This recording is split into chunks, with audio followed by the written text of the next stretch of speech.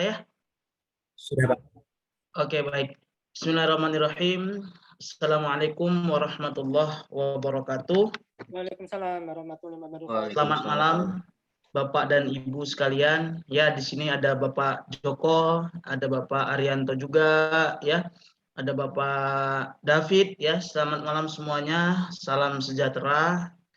Salam sehat dari saya, ya. Perkenalkan Bapak dan Ibu sekalian, nama saya Fakhruddin Tanjung, ya. Saya seorang trainer di ESO NLP Internasional dan juga trainer dari NLP Neo Society di Indonesia. Jadi saya yang membawakan materi pada malam hari ini. Salam kenal, saya aslinya orang Medan. Kalau di sini ada orang Medan, Horas ya. Kalau ada orang Medan, tapi kita sama-sama saudara semua. Ada Pak Santo yang sudah stay di depan kameranya. Oke, salam kenal Pak.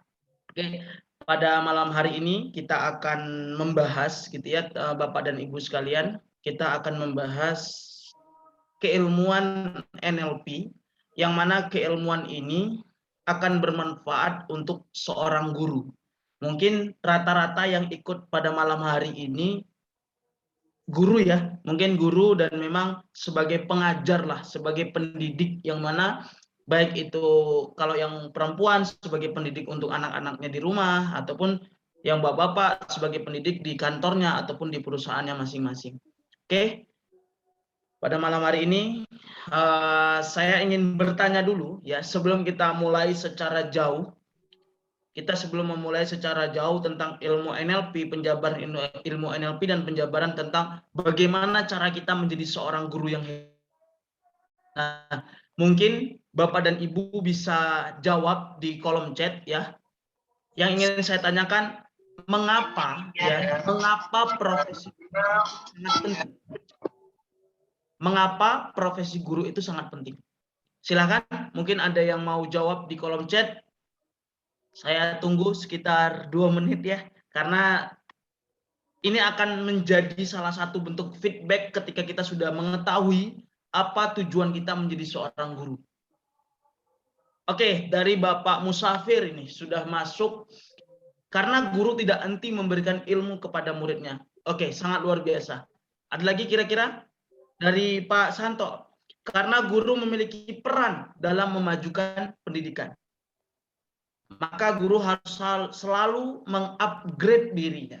Oke, mungkin di sini Pak Musafir, Pak Santo ini seorang guru ya, yang memang sebagai pendidik yang nanti setelah dari pembelajaran ini, yang kita harapkan menjadi seorang guru yang hebat, menjadi seorang guru yang bisa memberikan materi, memberikan satu bentuk pengajaran yang luar biasa kepada murid-muridnya. Oke, dari Bapak Arianto juga masuk, guru merupakan guru merupakan peran dalam membangun peradaban. Guru memiliki peran penting dalam membentuk karakter siswa. Oke, sebagai contoh buat orang lain. Oke, sangat luar biasa. Oke, jawaban dari Bapak dan Ibu sekalian itu sangat luar biasa. Sangat luar biasa semua. Itulah kenapa profesi guru itu sangat penting. Tetapi kita harus garis bawahi ya. Kita harus garis bawahi. Sudahkah kita menjadi guru hebat? Itu yang harus kita tanyakan. Silakan jawab sendiri dalam diri Bapak dan Ibu sekalian. Sudahkah kita menjadi guru hebat? Kenapa saya memberikan pertanyaan ini sekaligus catatan kepada Bapak dan Ibu sekalian? Karena ketika kita mau belajar, mau mengupgrade diri, inilah kita salah satu guru ya, salah satu guru menjadi orang-orang hebat, guru-guru hebat ke depannya. Nah, Bapak dan Ibu sudah meluangkan waktunya pada malam hari ini, sudah meluangkan waktunya untuk belajar lagi bagaimana menjadi guru hebat. Itu sudah menjadi guru hebat untuk anak-anak di Indonesia pada saat ini. Oke. Setelah kita sudah menjawab itu, ya, kita akan membahas apa itu sebenarnya ilmu NLP. Mungkin di sini masih banyak ya yang awam sekali, yang memang masih pertama kali dengar apa itu NLP. Ya, pada dasarnya Bapak dan Ibu sekalian, ilmu NLP ini sudah ada di tahun 1970 yang dibawakan oleh Bapak Richard Bandler ya, dan dikembangkan oleh Bapak Virginia Satir dan Milton H. Erickson. Siapa mereka? Mereka adalah tokoh-tokoh psikologi. Bapak Milton H. Erickson merupakan tokoh psikologi perkembangan. Bapak Virginia Satir merupakan psikologi klasik. Bapak Richard Bandler adalah seorang psikiater pada saat itu. Semuanya berasal dari Australia.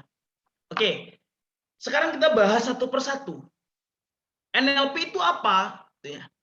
NLP itu kepanjangannya adalah Neuro, Linguistic, dan Programming, pemrograman. Apa itu neuro? Neuro secara bahasa itu adalah saraf. Saraf khususnya saraf otak. Jadi setiap informasi yang kita lihat, yang kita dengar, yang kita rasakan, ini semua masuk Bapak dan Ibu ke saraf kita. Ini terprogram di saraf kita.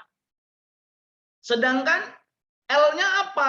L-nya adalah linguistik, bahasa. Dan yang terakhir, pemrograman, aktivitas. Memprogram diri, memprogram pikiran, memprogram mental, memprogram perasaan. Nah, kita ambil ini, menurut pendapat Bapak Richard Bandler, NLP itu adalah sikap. Ingat ya, NLP itu adalah sikap dan metodologi, ya, dan metodologi yang mengajak orang untuk berpikir, untuk berkomunikasi. Kenapa kita harus mengajak orang? Agar cara berpikirnya, cara komunikasinya ini lebih efektif. Lebih efektif. Jadi kalau kita mau menjadi seorang guru yang hebat gitu ya, coba deh nanti setelah dari pembelajaran ini, setelah dari materi ini, coba terapkan ilmu NLP-nya untuk memprogram cara berpikir kita. Ingat kata Mary Riana dan kata Bapak Ongki Harjanto, ya, ketika kamu mau menjadi orang hebat, kamu harus merubah cara berpikir kamu. Kamu harus merubah cara komunikasi kamu. Maka disinilah Bapak dan Ibu sekarang. NLP adalah solusi yang tepat untuk merubah itu semua. Mungkin pada malam hari ini kita hanya membahas untuk merubah cara mengajar untuk seorang guru. Tapi pada dasarnya ya, ilmu NLP adalah ilmu yang sangat besar. Tidak hanya untuk guru, tapi mungkin di sini yang sudah pernah ikut misalnya NLP itu untuk marketing. NLP itu untuk parenting dan lain sebagainya. Itu banyak sekali. Maka menurut pendapat saya ya, NLP itu bisa didefinisikan, bisa diartikan sebagai sebuah model. Ingat, sebuah model yang memprogram interaksi antara pikiran dan bahasanya manusia. Nah, disinilah yang dikatakan verbal dan non-verbal. Sehingga apa yang akan kita dapatkan setelah kita memprogram pikiran dan bahasa manusia? Kita akan mendapatkan hasil pikiran atau perilaku yang diharapkan, yang diinginkan. Oke, mungkin Bapak dan Ibu silahkan jawab sendiri dalam perasaannya dan silahkan direnungkan, itu ya. Ini agar kita bisa meng-cross check, sudah benarkah diri kita sampai saat ini? Kan gitu. Pertanyaan yang ingin saya lontarkan adalah, sudahkah kita setiap hari memberikan ataupun mengucapkan kata-kata motivasi untuk anak murid kita, untuk diri kita, untuk keluarga kita? Itu yang harus kita pikirkan. Karena apa? Dari bahasa yang kita keluarkan, ya, dari bahasa yang kita keluarkan, ini akan mempengaruhi cara berpikir orang. Karena bahasa yang disampaikan ini langsung masuk Bapak dan Ibu ke dalam pikiran manusia. Kalau di dalam ilmu NLP, ya, manusia itu bermain dengan alam bawah sadarnya, hasil dari visualnya, audio teorinya, kinestetiknya, olfaktorinya, dan golfaktorinya. Itulah pada dasarnya NLP. Jadi kalau Bapak dan Ibu pada malam hari ini ya belajar ilmu NLP, mengetahui ilmu NLP itu sudah tepat. Tinggal apa? Tinggal melakukan ya, melakukan bagaimana cara berpikir kita setelah dari ikut NLP ini harus berubah. Baik itu cara berpikir ketika mengajar, baik itu cara berpikir ketika diskusi, baik itu cara berpikir ketika ingin mengambil keputusan, baik itu cara berpikir ketika ingin memberikan nilai kepada seorang siswa. Ini yang harus kita perhatikan. Silakan tentukan. Kalau kita mau menjadi yang lebih baik, yuk mari. Ini kita tawarkan ilmu NLP untuk Bapak dan Ibu sekalian. Oke ya. Nah, dengan hal itu, Bapak dan Ibu sekalian, mungkin kita selama menjadi guru, kita selama menjadi seorang pendidik, kita kesulitan untuk menanamkan sebuah pembelajaran. Untuk membuat anak-anak itu fokus, itu mungkin kita sangat kesusahan. Maka dengan hal itu, Bapak dan Ibu, saya memberikan trik yang luar biasa. Silahkan lakukan ini. 4 cara menanamkan pembelajaran kepada seorang siswa, kepada seorang anak. Oke, kita bahas satu persatu. Di dalam ilmu NLP, saya memakai 4 pilar NLP pada malam hari ini. Jadi, yang pertama ada yang namanya outcome. Mungkin yang sudah pernah belajar dan sudah pernah ikut saya pasti juga sudah pernah tahu apa ini outcome. Outcome itu adalah kita menaruh hasil akhir dalam mendidik anak. Inilah kita mengembalikan fungsionalnya kita menjadi seorang guru. Ya, fungsionalnya kita menjadi seorang guru. Mungkin sekarang ada, semoga Bapak dan Ibu tidak menjadi dari ini semua gitu ya. Ada seorang guru yang misalnya ya udah hanya menyelesaikan tugasnya saja. Cuek, bodoh amat dia mau bagus pemikirannya, mau dapatkan nilai yang bagus ataupun jelek, silakan. Yang penting saya mengajar sudah. Ini salah. Ya, kalaulah kita mau menjadi seorang guru yang hebat, kalaulah kita mau menjadi seorang pendidik yang hebat, ketika pemikiran kita saja, ketika cara kita mengelola hal untuk berbuat, itu sudah salah, ya akan salah. Maka buatlah outcome, buatlah hasil akhir dalam mendidik anak itu.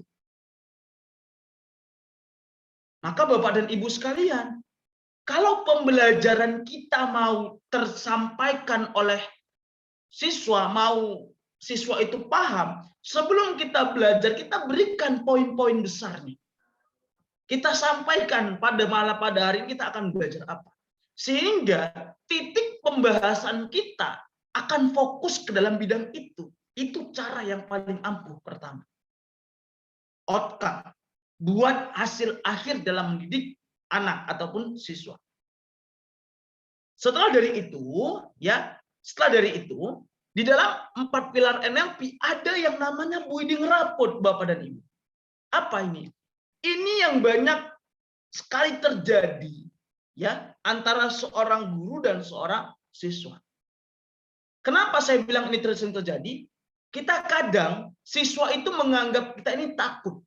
Siswa itu menganggap kita ini sangat menyeramkan. Contohnya saja, ketika saya memberikan pembelajaran, ya, sedangkan Pak Okta di sini takut melihat saya. Akhirnya apa? Yang dipikirkan Pak Okta adalah was-was. Merasakan terkungkung, merasakan hal yang sangat luar biasa ketika kita masuk. Ini jangan sampai terjadi, Bapak dan Ibu. Ini jangan sampai terjadi. Maka dengan hal itu NLP hadir memberikan ilmu yang namanya building rapport, yaitu membangun pendekatan. Caranya dengan apa? Caranya dengan ilmu patching and leading, matching and mirroring. Oke, yang pertama, patching and leading. Patching and leading ya merupakan melakukan kesamaan. Kalau kita mau mendekatkan diri sama orang, kita masuk dulu ke dalam ranah orang itu. Ini tapi bisa kita lakukan ketika kita sudah menghilangkan rasa egois kita. Building rapport ini cuma satu catatannya Bapak dan Ibu. Hilangkan keegoisan kita, kita pasti dekat dengan siapapun. Terkadang itu yang membuat kita itu susah dekat kepada orang. Ya, oke. Bangunlah pendekatan dengan teknik matching and leading, kesamaan. Matching and mirroring apa? Mencocokkan. Kalau anak itu ternyata suka belajarnya yang seperti ini, ya kita jangan ikutkan egois kita. Yaudah kamu ikutin saya. Nggak bisa. Karena cara berpikir anak dengan cara berpikir kita sebagai guru itu berbeda. Catatan yang penting. Itu berbeda. Kalau kita paksakan anak itu seperti kita, ya tidak akan bisa. Mau sampai ke apapun tidak akan bisa. Kitalah yang harusnya mengikuti. Kitalah yang harusnya masuk ke dalam ranah anak itu. Kita mencocokkan. Itulah teknik building rapport namanya. Setelah dari teknik building rapport, ada lagi yang namanya behavioral flexibility. Ya, behavioral flexibility. Behavioral flexibility itu adalah perilaku yang fleksibel. Kita kalau mau disukai sama orang, ya, kita kalau mau disukai sama orang, kita harus berperilaku fleksibel, santai. Pasti orang akan dekat dengan kita.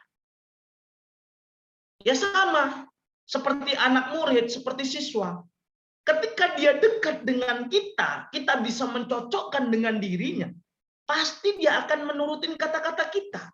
Pasti pembelajaran yang akan kita berikan, itu akan masuk. Oke, kita ambil contoh realnya. Oke, misalnya saya dengan Pak Okta lagi. Saya dengan Pak Okta baru kenal nih.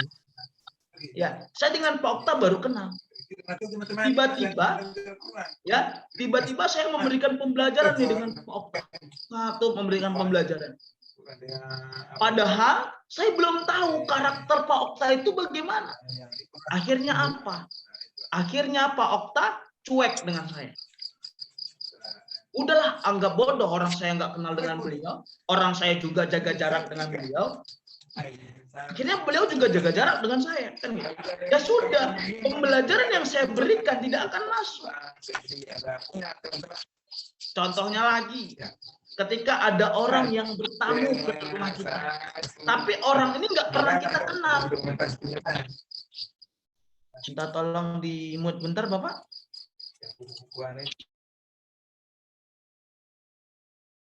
Orang ini tidak kenal dengan kita.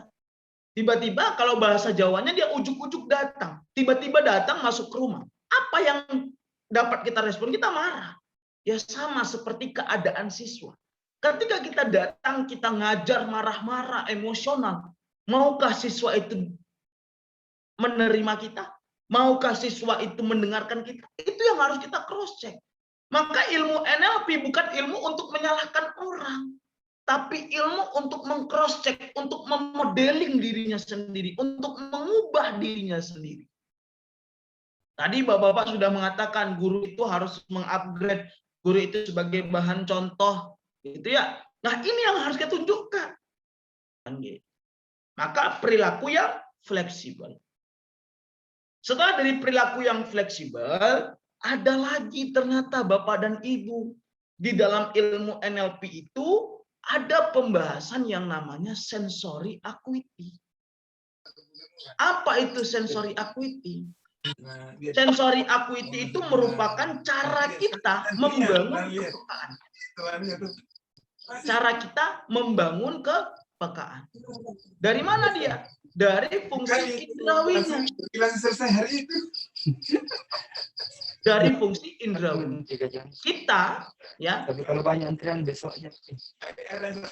ketika kita ingin mendapatkan sebuah informasi, ya, ketika kita ingin mendapatkan sebuah pandangan umum, ataupun kita ingin merasakan suatu hal yang baik dalam berpikir kita, maka kita harus mengubah apa yang kita lihat, apa yang kita dengar, apa yang kita rasakan. Itulah dia sensory acuity, kepekaan indrawi kita. Dari penglihatan kita, visual kita, dari audio kita, ya, dan dari rasanya kita. Rasanya kita. Maka kalau kita mau mengeluarkan terus bahasa-bahasa yang positif, buat dalam hidup kita ini satu bentuk struktural, kita harus berkata positif ini. Kita harus setiap hari mengatakan ini. Setiap hari mengatakan ini. Inilah yang akan membentuk cara berpikir kita, Bapak dan Ibu. Inilah yang akan membentuk cara kita berperilaku, Bapak dan Ibu. Contohnya, ya, kita ambil nih contoh realnya. Ketika ada tetangga kita yang suka berbicara, yang suka ngomongin orang, kalau kita ikut dengan beliau, kalau kita masuk ke dalam ranahnya, kita juga akan menggosip. Kita juga akan menceritain orang. Ya sama seperti kehidupan. Kalau kita mau merubah cara berpikir kita, kayak sampai saat ini misalnya kita selalu berpikiran negatif terus kepada siswa. Kita selalu marah-marah terus di kelas. Itu salahnya di mana? Bukan salah siswanya, tapi salah dari diri kita untuk membangun sebuah kehidupan yang ini terus kata-kata positif yang masuk ke dalam kehidupan kita. Maka dengan hal itu membangun kepekaan untuk kita mengubah ucapan kita, mengubah lisan kita. Pakai sensory acuity, pakai penglihatan kita melihat yang baik, dan kita terus melihat yang hal-hal yang positif, hal-hal yang memotivasi. Cara berpikir kita juga ikut seperti itu. Itu yang akan mempengaruhi Bapak dan Ibu. Oke, kita ambil contoh realnya lagi, ya, agar mudah dipahamin. Misalnya di sini Pak Santo, misalnya ya, Pak Santo misalnya datang tiba-tiba ke sekolah ngajar, marah-marah nih dalam kelas. Ternyata Pak Santo itu marah-marah karena tadi sebelum datang ke sekolah dia diserempet orang, ataupun sedang jatuh, ataupun gimana, ataupun sedang dimaki, ataupun sedang dimarahi orang. Akhirnya Pak Santo membawakan itu di dalam kelas. Maka Bapak dan Ibu jangan lakukan itu. Bapak dan Ibu harus diamkan diri dulu, tarik nafas dulu. Freshkan dulu sensory acuity-nya, freshkan dulu indrawinya. Sehingga disitulah kita akan mengelola Bapak dan Ibu. Nah, dengan hal itu, Bapak dan Ibu, ketika kita menjadi sebuah pendidik, sebagai seorang pengajar, untuk kita memberikan hasil yang terbaik, untuk kita mendapatkan ataupun menanamkan sebuah pembelajaran, lakukanlah 4 hal ini. Suara saya kedengaran ya Pak Okta ya? Oke, lakukanlah 4 pembelajaran ini. Yang pertama adalah outcome. Yang kedua adalah bangun pendekatan. Yang ketiga, berperilaku fleksibel. Yang terakhir apa? Membangun kepekaan, membangun cara kita melihat, cara kita mendengar, cara kita merasakan apa yang dirasakan. Itulah 4 pilar dalam NLP untuk menanamkan sebuah pembelajaran. Oke, mungkin ada tambahan lagi sedikit di membangun kepekaan tadi. Di bagian kinestetiknya. Kita harus, seorang guru itu harus memiliki perasaan yang luar biasa juga. Walaupun kita laki-laki, walaupun kita perempuan, no problem. Yang penting kita bisa membangun sebuah perasaan yang baik kepada seorang siswa. Ada yang namanya itu kita merangkul. Terkadang ini semua sudah dilakukan, Pak. Ini semua sudah dilakukan oleh seorang guru. Tapi kadang ada juga anaknya yang ngeyel. Tapi ada juga siswanya yang ngeyel. Nah, nanti akan kita bahas untuk lanjutannya. Oke ya, itu 4 pilar dari NLP ini sendiri. Oke, setelah dari itu ya, Bapak dan Ibu ya, di sini mungkin yang sudah pernah ikut akan tahu juga ilmu ini ya, yaitu NLP Persuasion. Apa itu? Seorang guru harus mengubah cara berpikirnya dengan 5 poin ini. Harus mengubah cara berpikirnya dari 5 poin ini. Yang pertama, cara berpikir kita harus kita ubah dengan kata-kata peta bukanlah wilayah. Apa itu maksudnya? Ya, apa yang kita pikirkan itu belum tentu terjadi. Itu belum tentu memang benar-benar real itu permasalahan. Dan apa yang kita pikirkan baik belum tentu untuk siswa, belum tentu untuk anak itu baik. Maka kita harus rubah. Ya tadi misalnya, kita kan itu peta itu bulat ya, global ya, globenya itu bulat. Wilayah kita tidak mencakupin semua daerah, bukan. Ya hanya di wilayah itu, hanya di tempat itu. Ya sama Bapak dan Ibu. Kalau kita mau diterima oleh siswa juga, kita mau menjadi seorang guru yang unggul, menjadi seorang guru yang hebat, ubah cara berpikir kita itu seperti itu. Peta bukanlah wilayah. Apa yang kita pikirkan, apa yang menurut kita baik, itu belum tentu baik. Sehingga kita akan mendapatkan yang namanya feedback saling menghargai, saling menghormati. Disinilah baru kita bisa dikatakan guru yang hebat. Terkadang memang ada siswa yang memang ya bisa dibilang bandel-bandel sedikit lah. Tapi kalau kita bisa menghargai dia dengan menggunakan cara berpikir peta bukanlah wilayah, insya Allah akan bisa. Tuh yang pertama. Yang kedua, cara berpikir kita harus kita ubah dengan kalimat setiap manusia hidup pada model dunianya yang unik. Apa ini? Kita sebagai seorang guru, ya, kita sebagai seorang pendidik, kita sebagai seorang teachers, tidak bisa memaksakan model pembelajaran kita kepada seorang siswa yang ini. Tidak bisa kita menanamkan model pembelajaran kita yang keras kepada siswa yang lembut. Semua orang, semua manusia yang hidup ini punya modelnya sendiri. Oke, kita ambil contoh. Misalnya Pak Okta juga, karena Pak Okta yang on kamera, mungkin yang lain bisa on kamera ya. Nah, mungkin Pak Okta juga. Pak Okta misalnya ya datang nih kuliah nih dulu ya, kuliah. Ternyata dosennya itu maunya itu belajar itu yang seperti ini. Maunya itu belajar itu harus tertib ini. Ya nggak bisa, karena Pak Okta orangnya fleksibel. Karena Pak Okta orangnya santai. Nggak bisa kita berikan tekanan yang seperti itu. Itu yang salah. Tapi Pak, kita kan banyak menanganin siswa, Pak. Bagaimana caranya, Pak? Kan gitu. Ini mungkin menjadi pertanyaan yang sangat mendasar. Iya, kita paham. Kita sedang menangani banyak siswa. Kita sedang memberikan pembelajaran kepada siswa. Tapi kita sebagai seorang guru, harus juga memperhatikan mana siswa yang memang susah untuk mendapatkan pembelajaran ini. Kita pahamin, kita jangan marah kepada dia.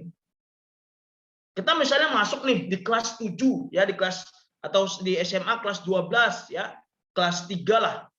Kelas 3. Kita masuk. Ternyata memang anak itu tidak bisa mengikuti kita. Kita jangan marahi. Kita opar, kita dekatin, bangun buding rapotnya. Berikan pembelajaran khusus. Itulah kita sebagai seorang guru. Bukan semuanya kita pukul rata, bukan.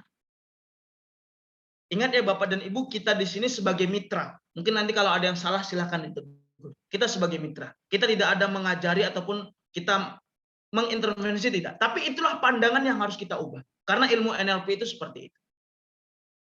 Ya, itu yang nomor 2. Yang nomor 3, cara berpikir yang harus dimiliki oleh orang-orang NLP adalah setiap pengalaman memiliki strukturalnya sendiri. Apa ini maksudnya? Setiap perkembangan anak, setiap apa yang dilakukan oleh siswa, itu punya pengalamannya sendiri, punya hal yang bisa dia tarik dalam sebuah kehidupan, itu punya. Jadi, ya, Bapak dan Ibu, kalau di sini ada orang BK juga, ya, kalau di sini ada orang BK ataupun orang-orang yang memang sering menangani permasalahan anak, ketika dia buat masalah, jangan langsung kita marahi. Kita ajak diskusi. Kita tanya penyebabnya apa dan lain sebagainya. Sehingga ketika kita sudah menentukan struktur tadi, menentukan apa yang dia pikirkan tadi, dia akan langsung terkonek dalam pikirannya. Oh iya, berarti saya tidak boleh seperti ini lagi. Ingat, kalau anak kita marahi dari sebuah kesalahannya, dari sebuah pengalamannya dia ketika berperilaku, dia akan buat lagi. Karena dalam sebuah penelitian, ya, ini saya ambil lagi oleh Bapak Milton H. Erickson di dalam bukunya Psikologi Umum, ya. Beliau mengatakan dalam sebuah penelitiannya, anak usia ya 13 sampai 17 atau 18 tahun, saya sebutkan 18 tahun, ini masih labil. Ini masih ingin melakukan, ingin mencoba, dia sedang mencari jati diri. Di situ dia akan mendapatkan yang terbaik dalam sebuah kehidupan. Jadi kalau kita halangin, kalau kita matikan cara dia untuk mendapatkan sebuah jati diri, ya dia akan melawan. Dia akan keras kepala. Itulah yang terjadi. Maka kita harus ubah. Setiap pengalaman memiliki struktur sendiri. Saling menghargai. Ketika itu yang terbaik. Ya, itu yang nomor 2. Yang nomor 3. Yang nomor 4, cara berpikir dari seorang NLP itu harus berubah. Yaitu setiap perilaku memiliki intensitas ataupun intensi positifnya sendiri. Oke, kita ambil contoh. Misalnya Pak Okta tidak masuk kelas. Dikarenakan apa? Mungkin dianya bekerja. Bekerja dulu baru sekolah. Oke, mungkin kenapa misalnya seorang anak itu tidak mengerjakan tugas dengan baik? Oke, mungkin karena dia memikirkan ibunya. Jadi jangan langsung kita marahi Bapak dan Ibu. Kita harus ingat setiap perilaku memiliki intensi positifnya. Ya, itu yang nomor 4. Yang nomor 5 apa? Tidak ada kegagalan, yang ada adalah pembelajaran. Kalau anak itu belum bisa mengikuti pembelajaran kita, cara berpikir kita apa? Ayo bangkit lagi. Berikan kata-kata motivasi. Terus berikan hal-hal yang positif dalam sebuah kehidupan. Itulah yang akan merubah Bapak dan Ibu. Sekarang banyak sekali gitu ya, sering sekali terjadi di lapangan. Udah, apalagi sedang online seperti ini, ya. Ketika anak itu tidak berani berbuat, tidak berani melakukan sesuatu yang positif, ya, dia merasa takut. Maka kita harus berikan pendapat. Tidak ada kegagalan, yang ada adalah pembelajaran. Oke, itulah yang harus dimiliki cara berpikir oleh orang-orang NLP. Maka dengan hal itu Bapak dan Ibu tepat sudah ketika Bapak dan Ibu mengambil ilmu NLP untuk menjadi pemrograman dalam diri Bapak dan Ibu sekalian. Itu akan membawakan satu bentuk perbaikan yang luar biasa. Oke. Selanjutnya, seorang guru ya harus memiliki yang namanya human skill mastery teachers. Apa ini? Kita sebagai seorang guru harus memiliki keterampilan lebih, harus memiliki keterampilan profesional. Apa yang harus kita miliki, Pak? Yang pertama, ya, kita harus memiliki berpikir kritis. Kita harus memiliki berpikir kritis. Human skill mastery ini Ada di dalam ilmu NLP yang namanya meta program, juga disebut sebagai meta modelnya. Berpikir kritis ini akan membangun sebuah nalar. Ini akan membangun sebuah pemikiran yang memang ini lebih baik. Bagaimana kita bisa melakukan berpikir kritis, Pak? Kita harus sering, Bapak dan Ibu, untuk melakukan diskusi kepada seorang siswa. Diskusi. Kalau saat ini, ya, kita mungkin sistem belajarnya masih sistem saya menerangkan, udah kalian diem aja. Kalian angguk-angguk aja. Ketika ketika seorang siswa itu berkritisi atau menanya, dia tidak bisa menjawab, ataupun terdiam, ataupun mengalihkan pembicaraan. Jangan seperti itu sekarang, Bapak dan Ibu sekalian. Sekarang sudah zamannya hampir masuk 5.0. Di 2023-2024 kita akan masuk di era digital 5.0. Yang mana itu tidak lagi zamannya kita menerangkan panjang lebar, anak siswa itu mendengarkan tidak lagi. Zamannya 5.0 dengan era digital yang luar biasa, kita bermain dengan diskusi. Kita bermain dengan mengaktifkan nalar kritisnya seorang siswa. Inilah yang paling penting untuk kedepannya, Bapak dan Ibu sekalian. Yang kedua, seorang guru itu harus sekali memiliki kesabaran yang luar biasa, memiliki hati yang luar biasa. Ini harus, Bapak. Memang rata-rata seorang guru sudah memiliki ini. Ya, mungkin kalau ada yang belum, ya mari, ayo sama-sama kita perbaiki. Setelah dari kesabaran tadi, seorang guru harus membangun komunikasi. Pakai apa, Pak? Kita bangun komunikasi, Pak. Pakai itu building raput tadi. Pakai itu bangun pendekatan dengan teknik patching and leading, matching and mirroring. Kesamaan dan membangun sebuah kecocokan. Itu terjadinya komunikasi. Kalau ada siswa, ya, kalau ada siswa yang sampai saat ini, sampai detik ini dia masih takut berbicara sama kita, hati-hati, Bapak dan Ibu. Kenapa saya katakan hati-hati? Bisa saja dia menyimpan dendam, ataupun bisa saja dia sedang berpikiran yang tidak baik untuk diri kita. Maka ajak komunikasi, ajak ngobrol, ajak diskusi. Sadari itu, untuk menunjang profesional guru, seorang guru itu wajib yang namanya pengembangan dalam bentuk organisasi. Jadi Bapak dan Ibu mungkin sedikit edukasi ya.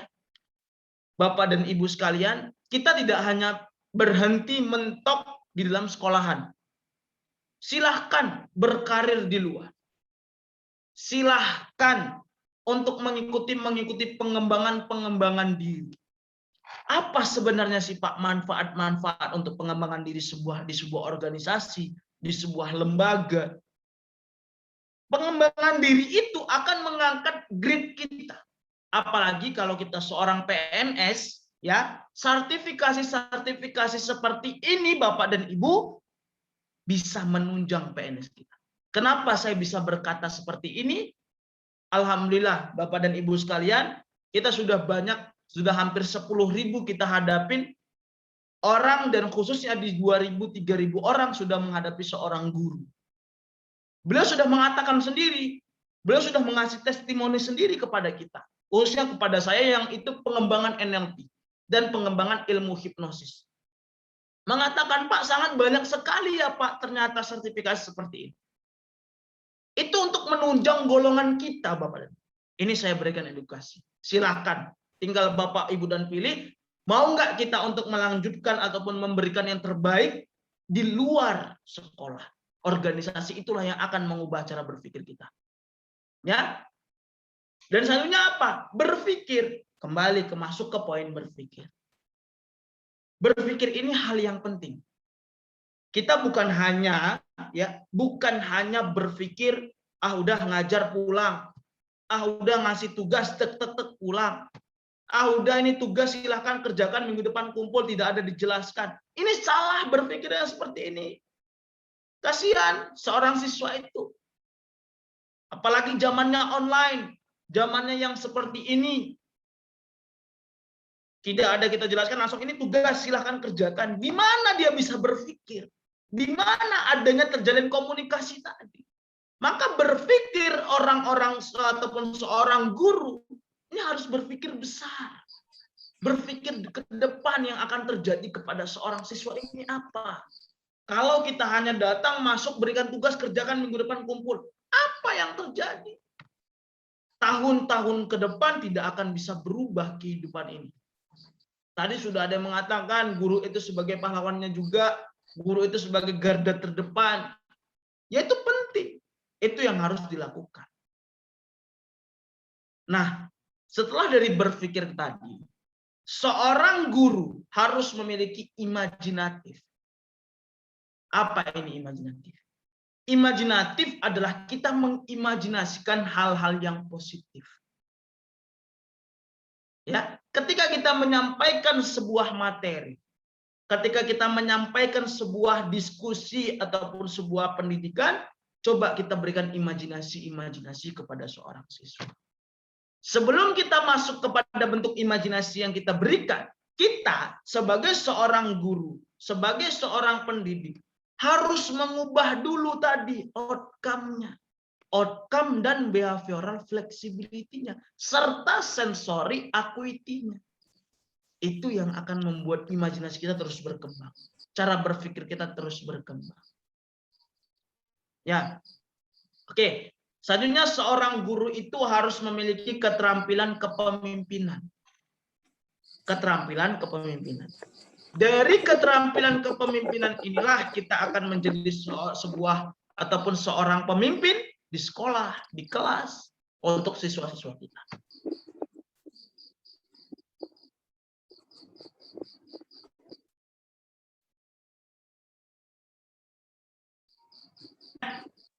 Mungkin kalau di sekolah ya, mungkin ini memang selalu saya berikan edukasi.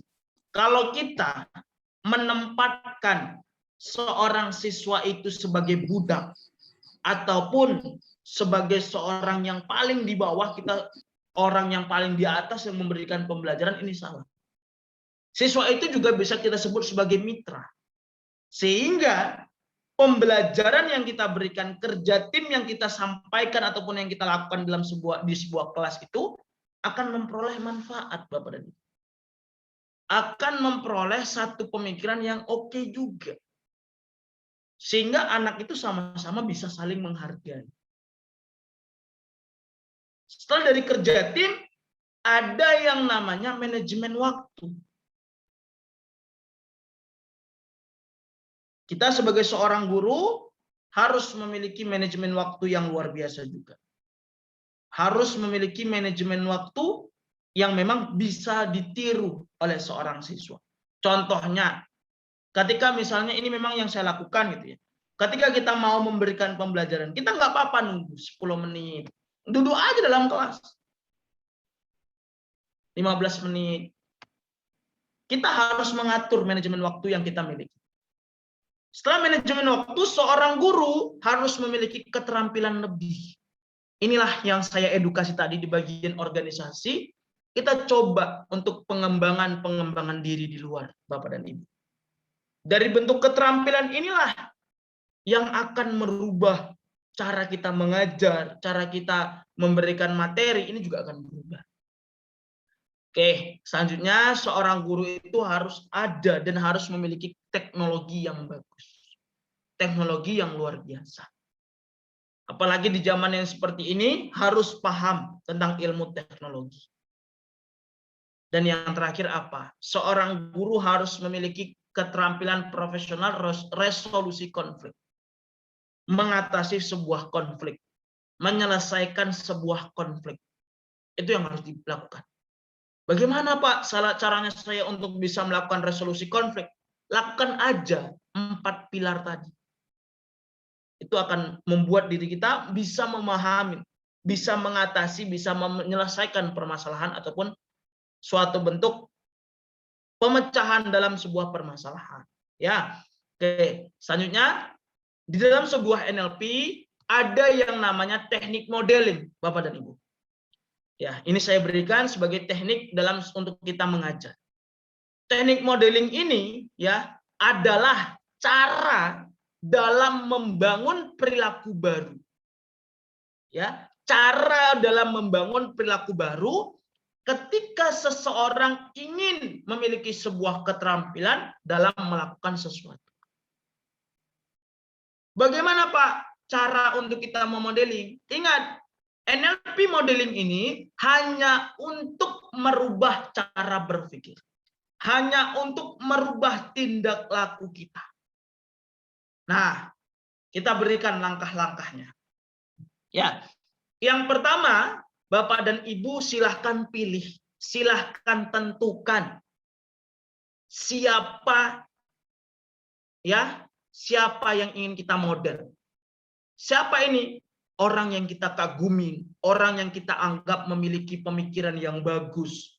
Contohnya, ya, saya ingin sekali menjadi seorang Khairul Tanjung, sama dengan saya marganya. Ya, dengan Khairul Tanjung. Saya pilih dia sebagai orang yang akan saya model. Nah, setelah saya sudah pilih itu orang, Bapak Khairul Tanjung, beliau itu sudah saya pilih, saya melihat, memperhatikan, baik dari nonton videonya, baik ikutin acara-acaranya, kita perhatikan bagaimana sih sebenarnya seorang Bapak Khairul Tanjung ini. Kita perhatikan gambar-gambarnya. Setelah kita sudah perhatikan, kita mainkan imajinasi kita. Ini kalau kita mau memodeling orang ya, kita perhatikan, sudah kita analisis, kita imajinasikan.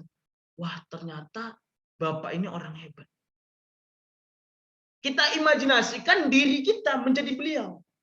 Diri kita di suatu saat nanti, dengan kita sudah memperhatikan, kita sudah mengimajinasikan, oke, 2 tahun ke depan, saya sudah menjadi beliau. Dengan orang yang luar biasa. Setelah kita sudah mengimajinasikan beliau itu akan menjadi diri kita, ya,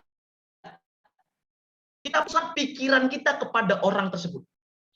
Kita terus ingat perilakunya, ya, kita titik fokuskan dari bentuk sikapnya, lain sebagainya. Setelah sudah kita lakukan, ya, kita buat gambaran tokoh tersebut. Kita tempelkan, baik itu di kamar kita, baik itu di wallpaper handphone kita, dalam bentuk dimensi di pikiran kita. Oke, dia orang hebat, dia orang hebat. Nah, setelah sudah kita lakukan itu, kita rasakan apa sebenarnya yang terjadi dalam diri kita. Bisa kita mendapatkan perasaan senang, bahagia, terus berpikiran positif. Kalau kita belum merasakan itu, belum ada perasaan-perasaan baru yang muncul tadi, kita terima semua apa yang sedang kita pikirkan. Setelah kita melakukan itu, Bapak dan Ibu, kita merasa cukup dan keluar dari bentuk imajinasi itu, dari bentuk yang kita bayangkan itu. Nah, kalau kita terus ketika kita down, ketika kita capek, ketika kita lelah, lakukan teknik modeling ini. Kita imajinasikan orang tersebut. Kita bayangkan orang tersebut. Bayangkan kita menjadi beliau. Di situ akan merubah dan di situ perasaan-perasaan baru yang akan muncul dalam sebuah kehidupan kita. Oke. Selanjutnya, psikoterapi skill. Seorang hipnoterapi harus memiliki seorang guru harus memiliki sikap psikoterapi. Ya, psikoterapi ini apa? Yaitu kita menjadi peran terapis. Peran terapis itu adalah sebagai detektif atau fasilitator. Kita yang memberikan fasilitas kepada seorang siswa. Kita menjadikan diri kita ini memberikan fasilitas kepada seorang siswa dalam mengatasi permasalahannya, ya, dalam menyelesaikan permasalahannya. Kita sebagai fasilitas, kita sebagai fasilitator. Ini yang jarang sekali seorang guru lakukan. Oke, setelah kita melakukan diri kita menjadi seorang fasilitator, ya, kita langsung cross check, kita proses, kita koreksi. Apa sih sebenarnya emosi yang mengganggu kepada anak ini? Apa sih yang membuat cara berpikirnya berubah? Apa sih yang sebenarnya anak ini rasakan ketika dia sedang memiliki permasalahan? Nah, setelah dari itu, kita keluar dari permasalahan itu. Kita keluar dari anak itu, kita terus memberikan kata-kata motivator, kata-kata motivasi. Oke, kalau kita mau melakukan ini, ya kita berikan juga seperti alat perekam bahwasannya dia itu orang hebat. Berikan kata-kata motivasi. Kalau kita mau membuka jasa, kalau ini untuk orang-orang konseling, kalau kita mau membuka jasa dalam bidang hipnoterapi juga bisa. Ada sendiri pelatihan hipnoterapi yang akan dilakukan. Itulah teknik psikoterapi skill. Nah, teknik psikoterapi ini, ya Bapak dan Ibu sekalian, dibagi beberapa teknik terapi yang ini bisa kita lakukan. Yang pertama, kita melakukan terapi yang namanya asosiasi bebas. Apa itu asosiasi bebas? Asosiasi bebas itu adalah kita memikirkan, kita mengimajinasikan, kita mengelola cara berpikir kita. Dengan kita mengatakan apa yang terlintas dalam pikiran kita. Itu yang pertama kali. Setelah kita sudah mengatakan, atau kita minta kepada seorang siswa itu dia mengatakan apa yang terlintas dalam pikiran kita, ataupun dalam seorang siswa itu. Kita minta cara berpikir kita ini bebas untuk memikirkan apa, untuk mengelola emosi apa. Setelah sudah bebas melakukan itu, ya kita melakukan terapis. Ini mungkin ada kaitannya juga dengan hipnoterapi, ya terapis menggunakan pikiran alam bawah sadar. Pikiran alam bawah sadar itu kita program, Bapak dan Ibu. Pikiran alam bawah sadar itu kita aktifkan. Bagaimana caranya? Ya, kita minta dia untuk rileks, tenang. Baru setelah dari itu kita mengidentifikasi mana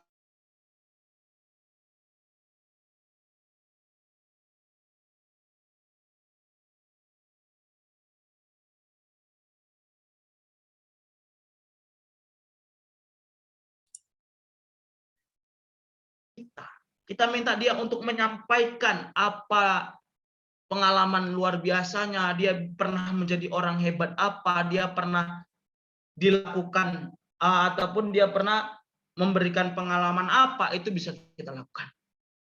Barulah di situ kita menjadi seorang terapis untuk mendengarkan. Ya, untuk mendengarkan. Oke. Yang kedua, ya. Yang kedua, ada yang namanya terapis interpretasi. Apa ini?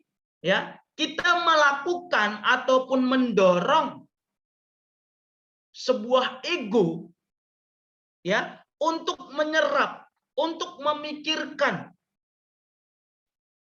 atau untuk menyikapi ketika memiliki perilaku yang negatif.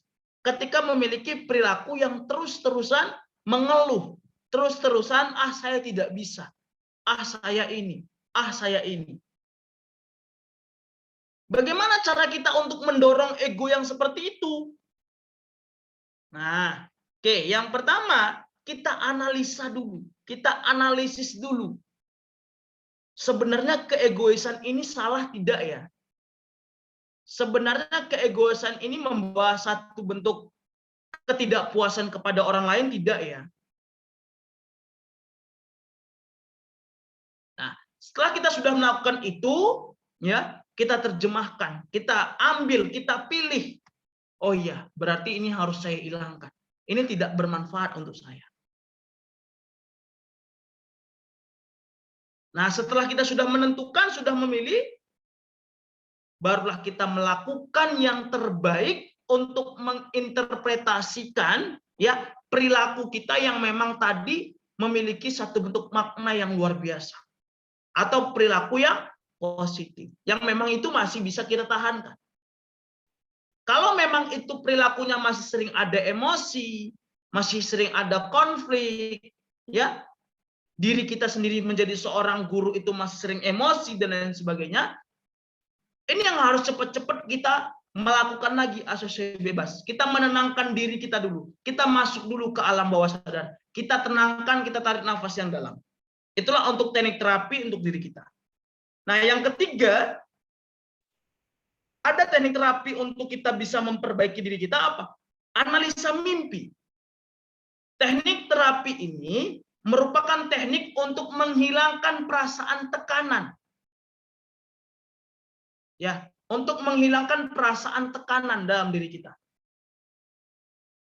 Bagaimana cara melakukannya, Pak? Oke.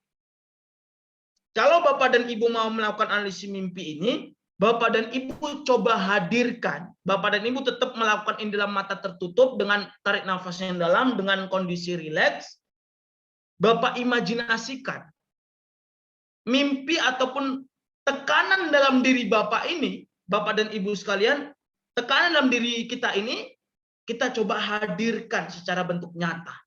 Caranya bagaimana? Kita buat simbol, kita buat tanda. Misalnya ketika kita emosi, sedangkan ketika kita mendapatkan tekanan yang luar biasa, tiba-tiba bahu kita sakit. Tiba-tiba kepala kita pusing. Nah, setelah kita sudah bisa melakukan itu, kita interpretasikan lagi sebuah simbol itu. Baru setelah dari itu, kita transformasikan itu simbolnya tadi itu menjadi hal yang positif. Kita terus mengatakan, saya harus sehat, saya harus sembuh. Maka teknik terapi ini pada dasarnya menggunakan 3 kata. Ya, menggunakan 3 kata. Apa ada 3 kata tersebut?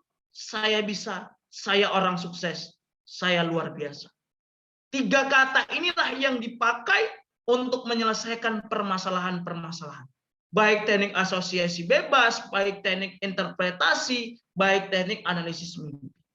Sehingga kata 3 tadi itu akan mengurangi beban pikiran kita. Kalau tidak percaya Bapak dan Ibu, silahkan lakukan. Besok pagi ketika kita sedang stres, ataupun besok siang ketika kita sedang stres, kita tenangkan diri, kita tarik nafas yang dalam, kita mengatakan, saya bisa, saya orang sukses, saya luar biasa. Yakin, di situ kita akan tenang, di situ kita akan rileks, di situ kita akan santai. Ya, itu teknik terapinya. Nah, selanjutnya Bapak dan Ibu bisa melakukan yang namanya self coaching, Bapak dan Ibu. Oke, apa itu self coaching? Ya, yaitu kita memiliki ataupun kita melakukan coaching atau kita melakukan sebuah pendekatan, sebuah perhatian lebih. Maka ada 3 hal untuk kita bisa melakukan coaching konseling dalam melakukan peserta didik, dalam memantau peserta didik. Dengan NLP, yaitu yang pertama, kalau kita mau melakukan coaching kepada seorang siswa, kita harus mengetahui dulu outcome seorang siswa itu ketika belajar itu apa. Outcome seorang siswa itu untuk menjadi yang lebih baik apa? Cita-citanya apa? Nah, outcome-nya dulu yang ditanya. Yang kedua, setelah kita sudah mengetahui outcome-nya, kita ubah akarnya. Maksudnya apa? Kita ubah cara berpikirnya. Kita ubah cara dia menganalisa, cara dia memahami. Sehingga disitulah nanti akan terjadi pengubahan perilakunya. Ubah dulu cara berpikirnya, baru mendapatkan hasil akhir. Maka kenapa seperti itu? Karena cara berpikir seseorang itu, ya, cara berpikir seorang itu adalah akar dari semuanya. Oke, contohnya, ya, misalnya yang aktif kamera nih, siapa ini Bapak? Siapa ini? Bapak Rizal misalnya. Bapak Rizal misalnya, cara pemikirannya misalnya masih sering ataupun masih sering emosional, masih sering apapun itu. Diubah dulu akar pemikirannya, baru Bapak Rizal akan lebih tenang, lebih rileks. Tenangkan dulu pikirannya. Nah, maka dengan hal itu ubah cara berpikir, maka akan mendapatkan yang terbaik. Oke, setelah sudah melakukan, ketika kita sudah melakukan itu dengan mengubah cara berpikirnya ataupun ubah akar dari berpikir seseorang itu, ya, baru kita buat gambar atau kalimat yang itu bisa memicu perasaannya. Bisa memicu perasaannya untuk terus semangat, untuk terus luar biasa. Gambar apa misalnya? Kalau yang di sini orang Islam misalnya ada gambar Ka'bah. Oke, saya harus semangat untuk berangkat ke tanah suci. Ataupun kata-kata, kalimat-kalimat, kamu orang hebat, kamu orang sukses. Nah, itu yang akan memicu perasaan kita. Perasaan kita akan senang, perasaan kita akan bahagia. Itulah cara untuk melakukan coaching, Bapak dan Ibu. Maka dengan hal itu Bapak dan Ibu, kita terapkan 3 hal ini untuk membantu, ya, mendorong perubahan yang lebih efektif untuk proses konseling ataupun untuk proses kita mengajar, agar kita memiliki semangat hidup, agar kita menyelesaikan juga semangat hidup yang buruk menjadi semangat hidup yang positif. Nah, selanjutnya Bapak dan Ibu, ada di dalam sebuah NLP itu komunikasi ala NLP. Oke. Komunikasi merupakan kunci utama. Hal yang paling terpenting untuk seseorang. Ya, maka dengan hal itu bisa komunikasi ini baik atau buruk, kan gitu.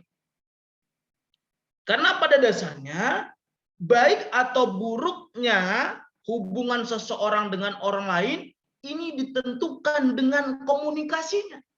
Dengan komunikasi yang dibangun. Jika kita bisa membangun komunikasi dengan baik, kemungkinan besar responannya kita juga akan baik.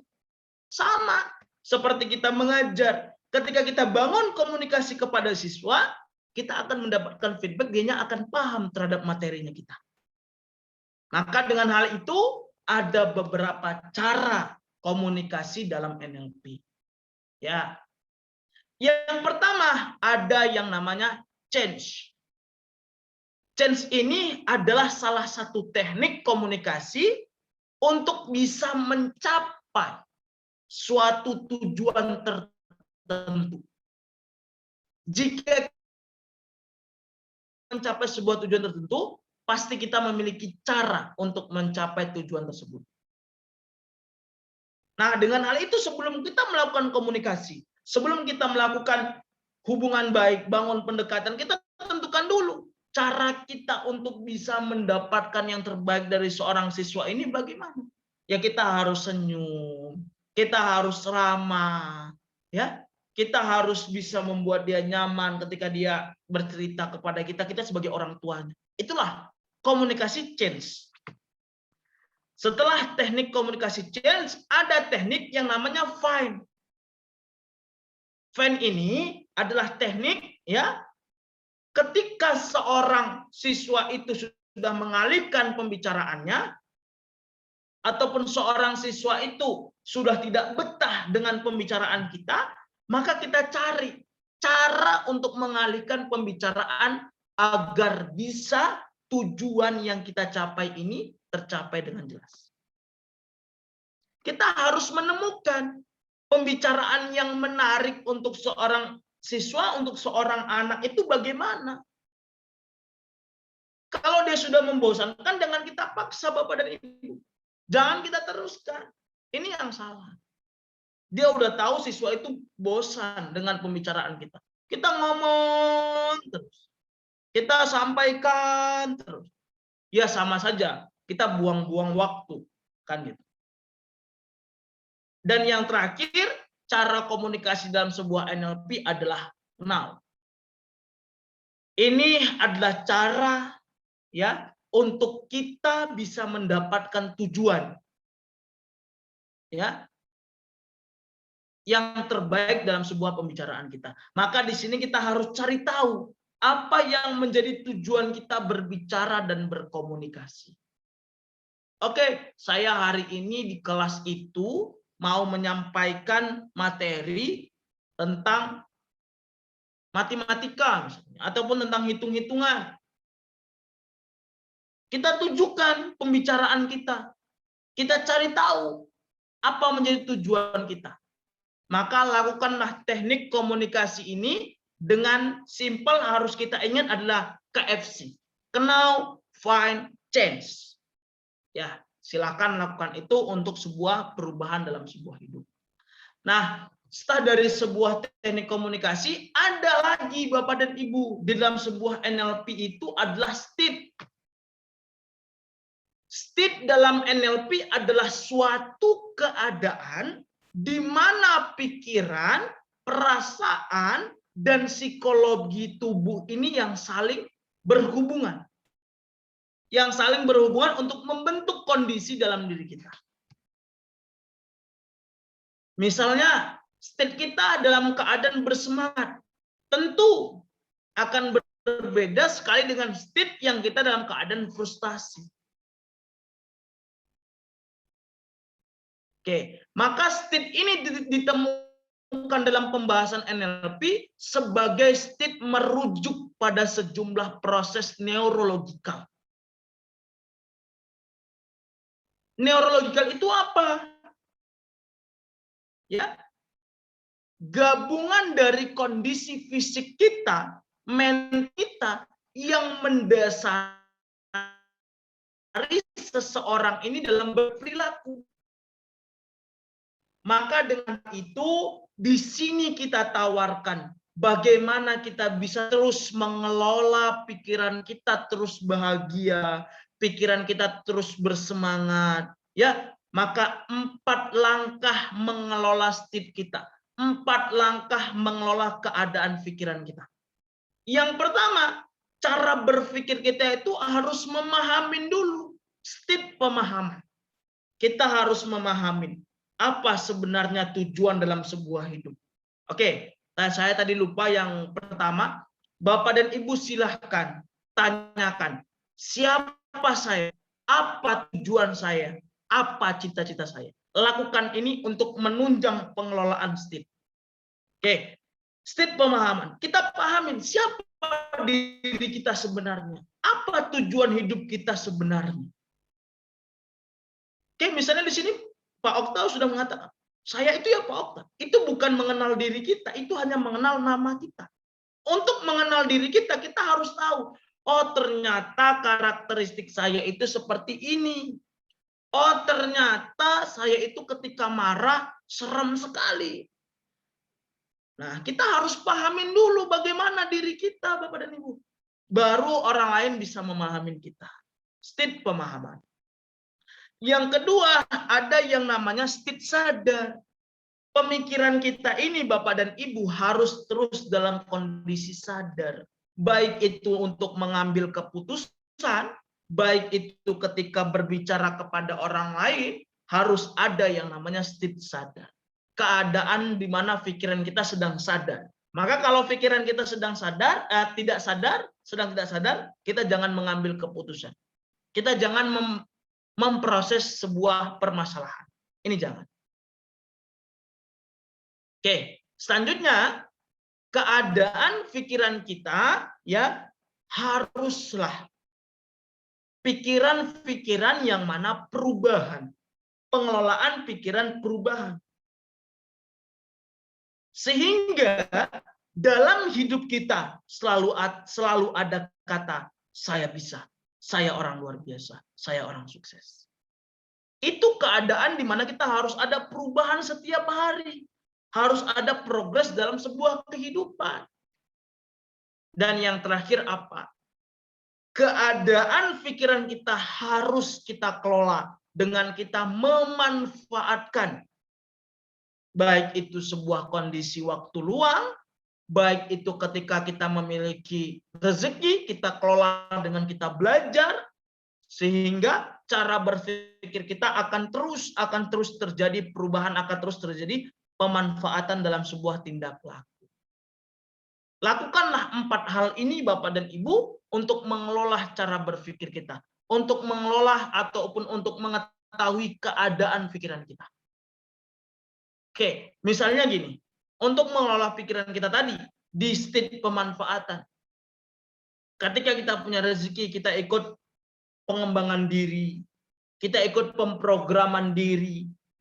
Sehingga di situ apa yang akan terjaga? Mental kita, cara berpikir kita, kesehatan kita itu akan terjaga Bapak dan Ibu. Karena kita terus mendengarkan kata-kata positif dari sebuah pengembangan. Itulah yang dimaksud pemanfaatan pikiran, pemanfaatan cara berpikir.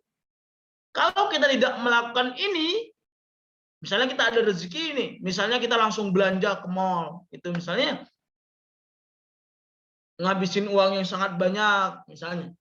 Tapi kita tidak pikirkan cara berpikir kita tidak pikirkan kesehatan mental kita.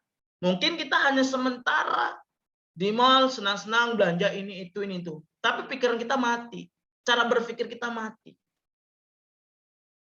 Nah, itulah dia ya, state dalam NLP. Oke, selanjutnya aplikasi ilmu NLP, mungkin yang sudah ikut ini juga pernah tahu ya, yang namanya NLL. Nah, NLL itu adalah teknik ya, sebuah skema. Teknik sebuah skema. Yang mana untuk mengenali sebuah kondisi. Untuk mengenali sebuah kondisi dan melakukan pemetaan.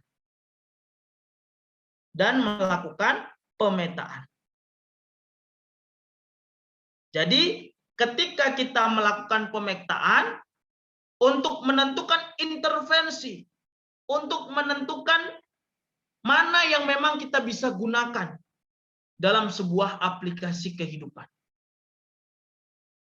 Apa ini kepanjangan NLL, Pak? Ya, NL itu adalah neurological level. Nah, jadi kalau kita mau membuat ataupun mau melakukan sebuah perubahan dalam hidup, kita harus analisa dulu Bapak dan Ibu dari lingkungan sekitar kita. Setelah kita sudah menganalisa dari lingkungan sekitar kita, maka disitulah yang akan menghasilkan perilaku Bapak dan Ibu. Maka kalau di sini ada yang punya anak, kita perhatikan lingkungan anak kita ini bermain kemana. Karena di bagian lingkungan ini memiliki peran penting cara berpikir anak. Kenapa kita bilang sebagai peran penting? Orang sekitar lingkungan itu kita nggak tahu. Apakah sekitar lingkungan itu selalu berpikiran positif atau terus berpikiran negatif. Nah, lingkungan, perilaku, pengembangan kemampuan, sehingga dari pengembangan kemampuan ini akan menghasilkan values dan belief. Suatu keyakinan. Suatu yang didapatkan dalam diri. Nah, setelah dia sudah mengetahui itu, seorang siswa, seorang guru pun ini akan menemukan identitas dirinya. Dan yang terakhir akan menemukan spiritual leader, spiritual dalam dirinya. Ingat, aplikasi NLP ini untuk diri kita sebagai seorang guru. Semua tadi itu teknik untuk diri kita sebagai seorang guru, bukan untuk seorang siswa. Kita untuk bisa menempatkan, kita bisa memberikan yang terbaik. Maka kalau Bapak dan Ibu ingin neurological levelnya ini berkembang, harus memperhatikan lingkungan kita, harus memperhatikan perilaku kita, harus pengembangan kemampuan kita, harus memperkuat keyakinan kita, sehingga kita akan menentukan identitas diri. Siapa diri kita yang sebenarnya. Dan yang terakhir, spiritual kita, keyakinan kita, kesenangan dalam mental kita, jiwa kita, ini akan tenang. Ini akan tenang. Oke, itulah yang akan kita dapatkan dari kita mengaplikasikan ilmu NLP yang di dalamnya ada ilmu neurological level. Karena ini saling berturutan Bapak Ibu. Saling berkaitan antara lingkungan, dari lingkungan akan menghasilkan perilaku, dari perilaku tadi akan menghasilkan sebuah kemampuan, dari kemampuan itu akan menghasilkan sebuah keyakinan, dari keyakinan itu akan menghasilkan identitas diri, dan dari identitas diri akan menghasilkan ketenangan dalam jiwa. Bentuknya penyadaran, mari kita lakukan teknik NLL ini. Oke. Silahkan Bapak dan Ibu mungkin amatin video ini untuk kita bisa menjadi seorang guru yang hebat, bisa menjadi seorang guru yang luar biasa, bisa menjadi seorang guru yang sukses.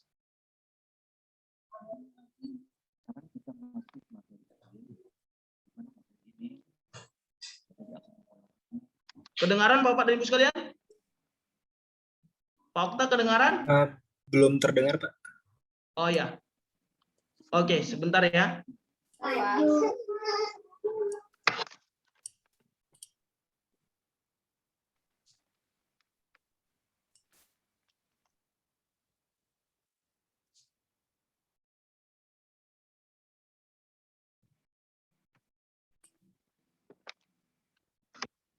Nggak kedengaran ya?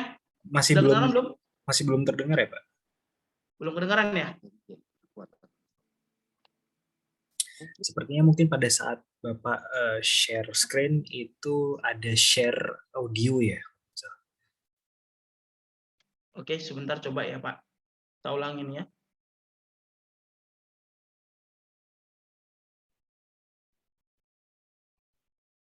Masuk materi akhir, di mana materi ini Kedengaran? bisa jadi akan mempengaruhi kehidupan kalian di masa depan. Materi terakhir ini saya ingin berbagi pada kalian, yaitu yang berhubungan dengan kebenaran. Oke ya, sudah kedengaran ya? Oke. Untuk bermimpi. Di sini kita akan membahas salah satu materi, yaitu kekuatan tujuan. Mungkin kalian tidak sadar mengapa banyak orang yang tidak berhasil mencapai apa yang diinginkannya. Sementara sebagian kecil di antara orang-orang yang ada di sekitar kalian, mereka berhasil mendapatkan apa yang mereka ingin. Salah satu perbedaan di antara keduanya itu adalah karena sebagian kecil antara orang-orang sekitar kita yang berhasil mendapatkan apa yang mereka inginkan, mereka mempunyai kekuatan atau keberanian untuk bermimpi. Mereka menjadikan apapun yang diinginkannya sebagai tujuan yang harus mereka capai. Nah, untuk itu, maka hal ini saya ingin bagikan kepada kalian supaya juga bisa menjadi salah satu keterampilan hidup kalian.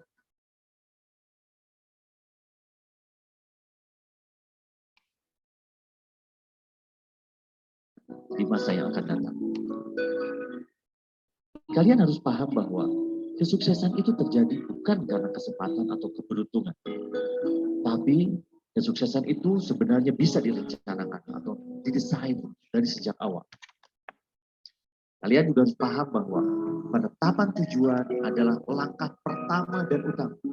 Saya ulangi, penetapan tujuan adalah langkah pertama dan utama yang harus dilakukan dalam proses kesuksesan. Baik itu di sekolah, juga dalam kehidupan sehari-hari. Kenapa? Karena kenyataan membuktikan orang-orang sukses mendapatkan kesuksesannya bukan karena kesempatan, tapi mereka sudah memimpikannya sejak awal dengan menetapkan tujuan yang jelas. Contoh, Tiger Woods, juara golf internasional. Sejak kecil, dia sudah memimpikan akan menjadi juara golf terbaik di dunia. Dan ternyata dia bisa membuktikan hal itu. Stephen Spielberg, salah seorang sutradara besar, ya, sejak di bangku sekolah dia sudah memimpikan keinginannya untuk menjadi seorang sutradara yang baik. Dan ternyata terbukti di masa dewasanya dia bisa menjadi seorang sutradara terbaik. Lalu kemudian kalian tentu kenal yang namanya Bill Clinton, salah seorang mantan presiden di Amerika Serikat. Ketika SMA, dia menempelkan gambar gedung putih di dinding kamar. Ketika kakeknya menanyakan apa maksudnya, dia mengatakan, suatu waktu saya akan berkantor di gedung putih. Dan ternyata kita sudah tahu bahwa pada akhirnya dia sempat menjadi salah seorang presiden Amerika. Ini membuktikan bahwa penetapan tujuan sejak awal itu akan mendorong seseorang mencapai apa yang diinginkannya tersebut. Itu sebabnya maka kalian kalau ingin kesuksesan bisa kalian raih di kehidupan kalian, baik di kehidupan kalian ataupun di sekolah, maka tetapkan keinginan kalian itu sebagai tujuan. Ya. Nah, sebagai pedoman bagi kalian, kenapa tujuan itu begitu penting? Tujuan itu berperan menguatkan diri kalian menuju keberhasilan yang kalian ingin raih. Kenapa? Karena tujuan akan menunjukkan pilihan-pilihan dan tindakan-tindakan. Dengan tujuan yang jelas, kalian bisa menetapkan, bisa memilih mana tindakan-tindakan yang mengarah pada tujuan kalian dan bisa menghindari mana tindakan-tindakan yang menjauhkan pada keberhasilan pencapaian tujuan kalian. Penetapan tujuan selain bisa memberikan pilihan tindakan, juga bisa memberikan dorongan dan gerakan. Dorongan dan daya gerak untuk kalian. Ketika kalian tetapkan sebuah tujuan, maka tujuan tersebut tanpa kalian sadari membuat kalian merasa terdorong, merasa tergerak untuk mencapai apa yang kalian inginkan tersebut. Berbeda sekali dengan kalau kalian tidak mempunyai tujuan. Kalian merasa aman, kalian merasa nyaman dengan tidak bergerak. Ya. Selain itu, tujuan juga akan merentangkan segala potensi kalian. Karena kalian sudah menetapkan tujuan yang kalian inginkan, maka kalian berusaha sekuat mungkin, berusaha sebisa mungkin bagaimana mencapai apa yang kalian inginkan tersebut. Maka apa yang terjadi? Tanpa kalian sadari, kalian merentangkan segala potensi yang kalian miliki. Dan keluarkan semua potensi-potensi yang kalian miliki untuk mencapai apa yang kalian inginkan tersebut. Langkah-langkah menetapkan tujuan yang kuat itu ada 6. Ya. Yang pertama, coba tulis secara spesifik apa yang kalian inginkan. Apapun yang kalian inginkan dalam hidup kalian, coba tulis dalam selembar kertas. Ya. Nah, misalnya kalian ingin mendapatkan wilayah Coding bagaimana? Kapal itu. kalian ingin mendapatkan Ada juga. tulis Ada di kamarnya di bawah dia. Apa ada? Tidak ada. berapa nilai yang kalian inginkan dalam ujian. Kayu tidak panas. Pakai dulu waktu anu pasti pakai tenda. Oke, Bapak dan Ibu, nanti videonya kita share saja ya. Jadi videonya kita share sehingga nanti bisa didengarkan sendiri. Jadi itu bisa menjadi pedoman, bisa menjadi pedoman dan Kayu semua dia di bawah. Itu tempat saya keramik. bisa dibuat bentar, Pak. Bagus saya dengan kakaknya. Ketika koper semua. Kan di bawah dia. Jam ya. Kalau itu berani saya karena Maaf Pak Agus, boleh tolong di-mute sebentar Pak? Karena Pagili na durangan ya kopra.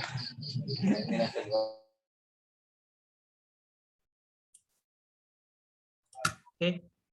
Nah, mungkin untuk videonya ini nanti dilihat sendiri saja, Pak ya.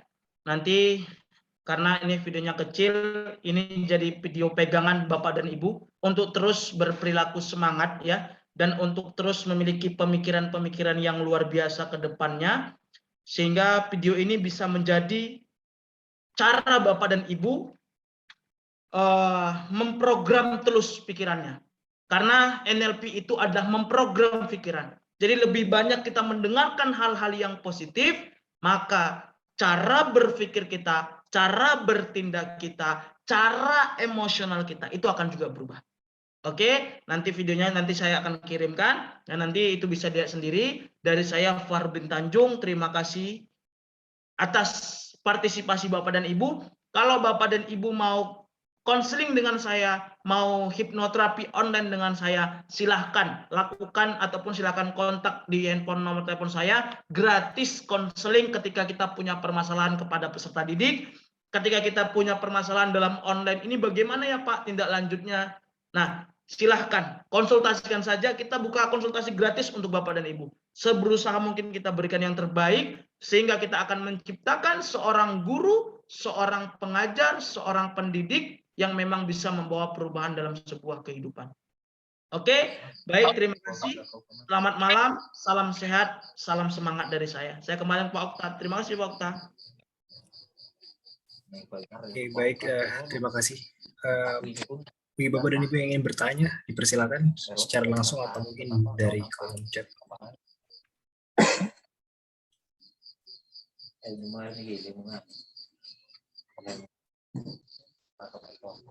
Bagaimana? Apakah ada pertanyaan terkait dengan materi yang sudah dipaparkan oleh Pak Farudin? Oh, Pak Vindi ya. Silakan Pak Vindi. Oke.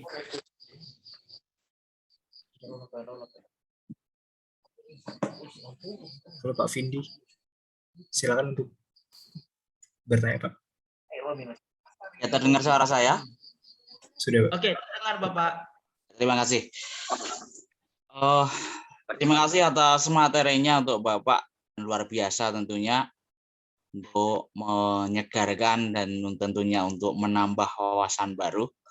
Yang saya tanyakan langsung saja terkait dengan kondisi yang nyata. Kadang gini Pak, seorang itu ketika menghadapi sesuatu yang mungkin pernah terjadi negatif, sehingga otak itu terdesain kalau bahwa itu akan terjadi negatif lagi gitu. Jadi trust atau kepercayaan terhadap misalnya anak gitu berbuat sesuatu kesalahan gitu ya. Nah paling besok kayak gitu lagi gitu kan. Nah seperti itu bagaimana Pak? Untuk pertama untuk mungkin menyikapinya ya, misalnya itu terjadi sebagai orang tua yang mengalami pemikiran negatif itu.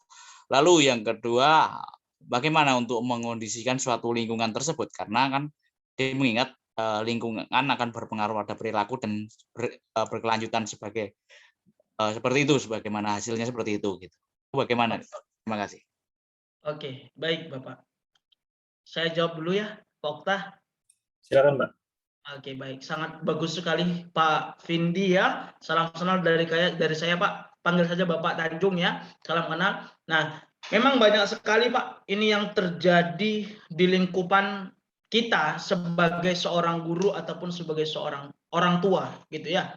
Maka cara kita untuk menghilangkan itu, cara kita untuk bisa memprogram itu, terus kita berpikiran positif ketika anak itu ya, ketika anak itu sudah permasalahan atau sedang berbuat kesalahan, kita sudah berpikir besok dia buat lagi dan sebagainya. Ingat, cara kita untuk merubah berpikiran seperti itu, kita cukup ingat apa yang membuat dia sukses. Maksudnya apa? Cukup kita ingat hal-hal yang positif dari dirinya.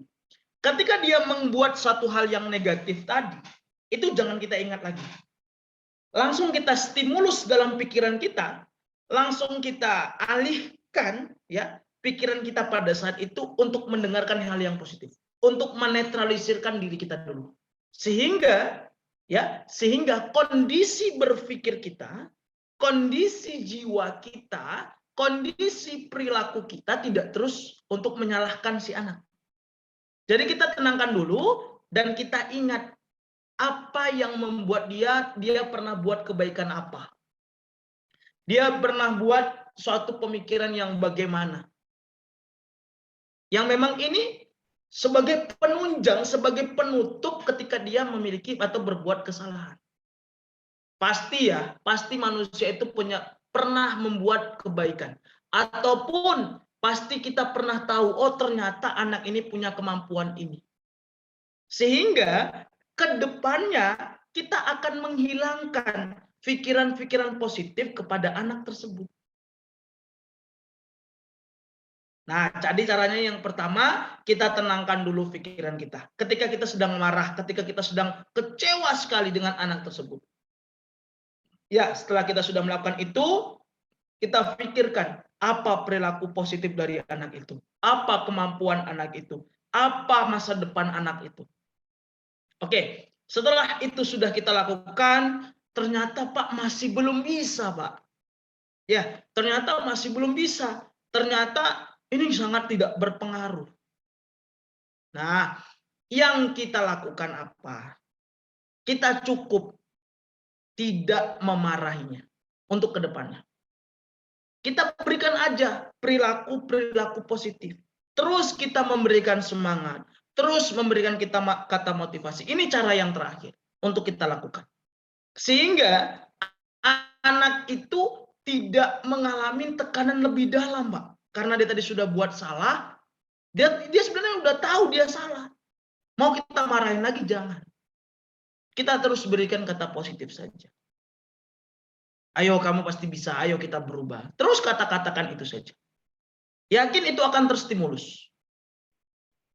Contohnya, kita ambil ya, ketika ada orang yang terkena korban bullying.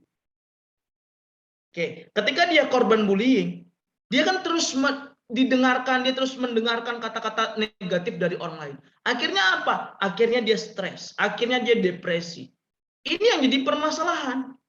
Jadi ucapan kita yang harus kita ubah. Itu cara yang paling ampuh kalau menurut saya. Ucapan kita, cara berperilaku kita. Ingat, kita jangan marah.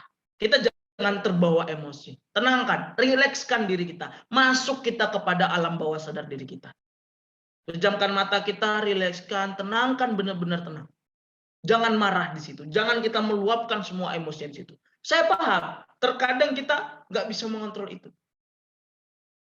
Ketika kita tidak bisa mengontrol itu, kita langsung pikirkan aja yang positif. Oke, saya seorang guru. Oke, saya seorang orang calon sukses. Langsung pikirkan itu. Sehingga itu yang akan membawa perubahan. Nah, mungkin dari saya seperti itu, Pak Vindi. Semoga bermanfaat. Dan nanti kalau memang anak itu belum selesai juga atau Bapak punya permasalahan, konsultasikan aja. Kita punya klinik sendiri, silakan konsultasikan gratis untuk Bapak dan Ibu. Nah, seperti itu ya Pak Vindi. Baik Pak, terima kasih Pak. Baik, sama-sama Bapak. Baik, terima kasih Pak Vindi atas pertanyaannya. Mungkin ada peserta yang lain yang ingin bertanya terkait dengan materi yang sudah dipaparkan. Dipersilakan bisa melalui kolom chat atau mungkin bertanya langsung.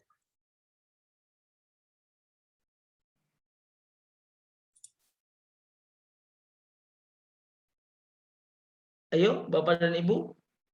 Mungkin ada permasalahan di sekolah, monggo.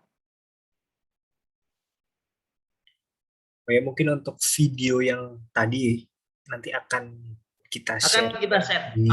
Di link G Drive sebagai materi tambahan Bapak Ibu ya. Akan kita sharekan. Baik, silakan jika ada pertanyaan yang lain, dipersilakan Bapak dan Ibu. Mungkin ada yang kurang jelas atau ada yang masih belum terlalu paham gitu, silakan ditanyakan ke Pak Farudin.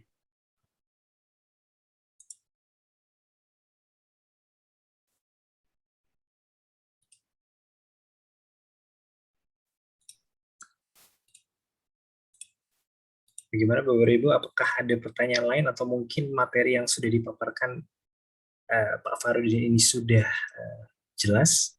Jika belum, silakan ditanyakan terkait dengan penerapan NLP ini untuk teaching atau teacher atau guru ya.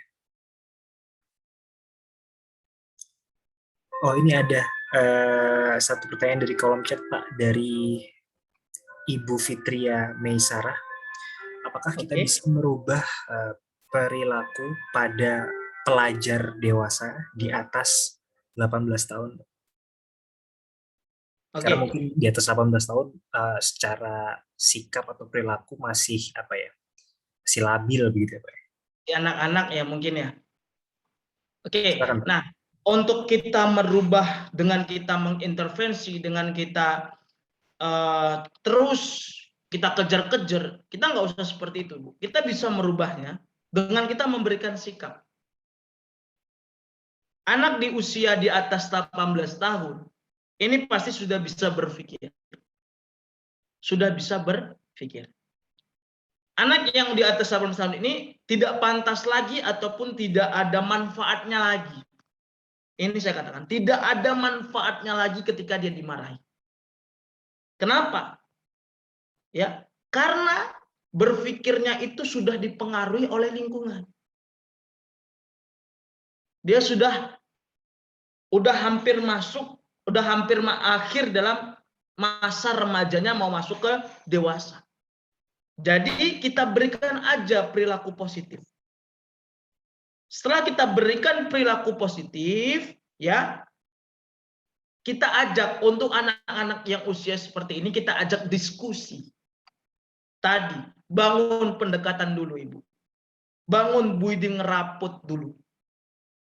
Setelah bangun budi ngeraput tadi, disitulah yang akan terjadi pendekatan antara seorang guru ataupun Ibu Fitri ini kepada siswa itu. Sehingga terjadinya komunikasi. Anak usia seperti ini udah komunikasi saja. Ajak ngobrol saja, ajak cerita saja. Silakan dia terbuka. Disitulah kita menjadi seorang guru sekaligus seorang sahabat.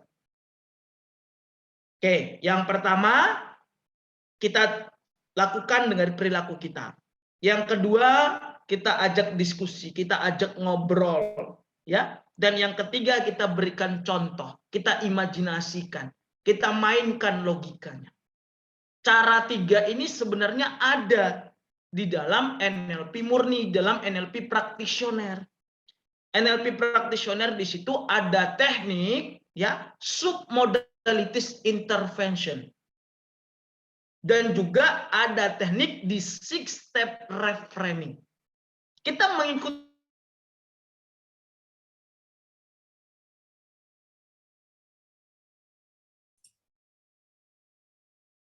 Pak Farudin, apakah masih bersama kami? Sepertinya nge-freeze ya di saya.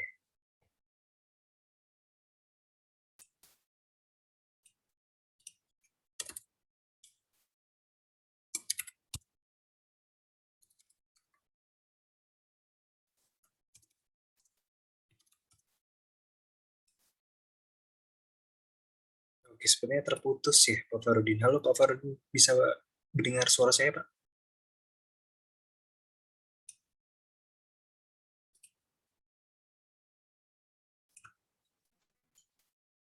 Oke, sepertinya Halo Pak Fakta, iya. Sudah kedengaran?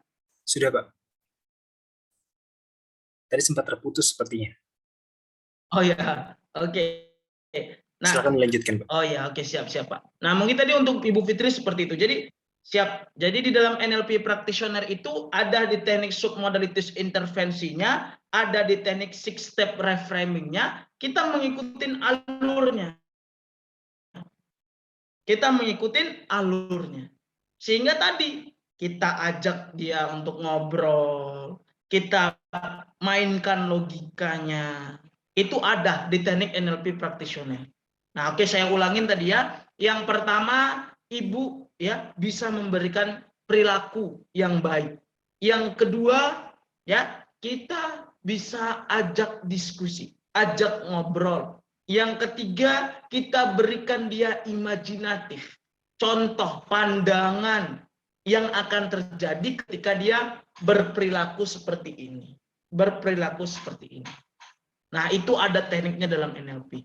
Ya, tadi saya ambil singkatnya aja, di NLP ada submodalities intervention dan 6-step reframing. Seperti itu, Pak Okta, kira-kira dari saya. Oke, baik. Selanjutnya ada pertanyaan dari Bapak Joko terkait dengan keberhasilan apa yang didapat atau yang dapat ditunjukkan siswa dengan diterapkannya aplikasi NLP atau NLL. Oke, di aplikasi NLP tadi, di NLL tadi, di mana letak kita bisa melihat?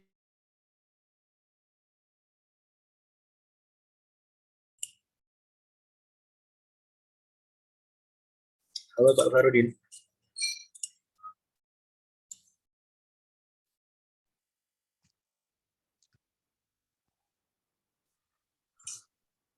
Putus lagi.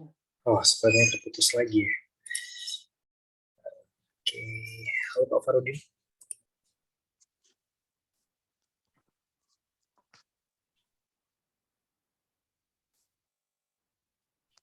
Halo, Pak Farudin, apa masih bersama dengan kami di Zoom?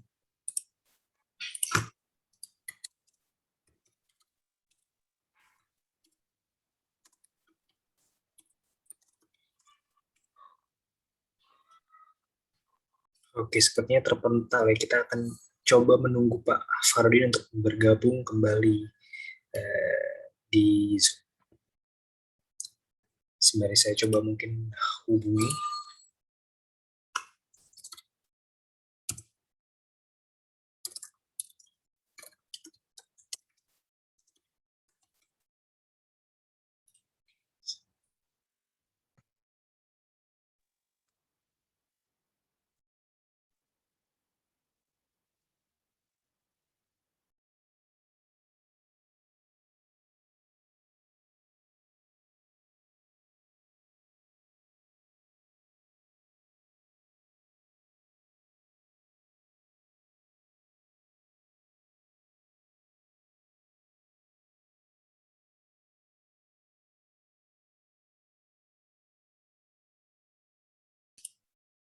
kita akan mencoba sembari menunggu Pak Farudin untuk gabung kembali di Zoom. Saya akan sedikit memberikan informasi mengenai terkait dengan materi yang sudah dipaparkan Pak Farudin tadi akan langsung diuploadkan atau sudah diuploadkan di link G Drive, jadi Bapak dan Ibu tidak perlu khawatir terkait dengan mungkin ada yang ketinggalan materinya.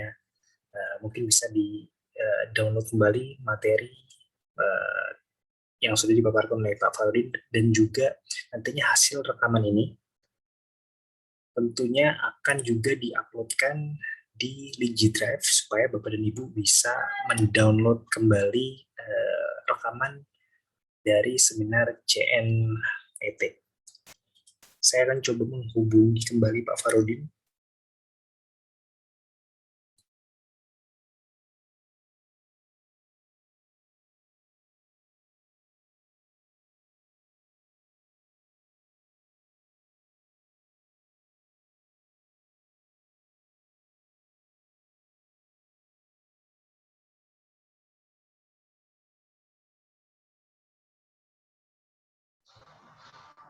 Mohon maaf Bapak dan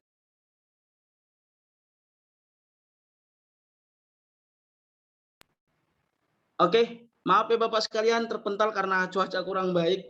Oke, tadi pertanyaan Pak Joko ya Pak Okta? Ya, benar Pak. Terkait dengan keberhasilan apa yang didapat yang dapat diberikan Pak siswa dengan diterapkannya aplikasi NLP. yang akan didapatkan dari NLP? Oke, apa yang dapat dari ilmu NLP? Yang pertama tadi dia akan perubahan perilaku. Jadi perilakunya berubah di situ ya, dan di situ akan terjadi. Pak Farudin, maaf suaranya terputus-putus ya Pak. Halo, gimana? Suaranya masih terputus-putus Pak. Seperti delay. Ini sudah belum Pak?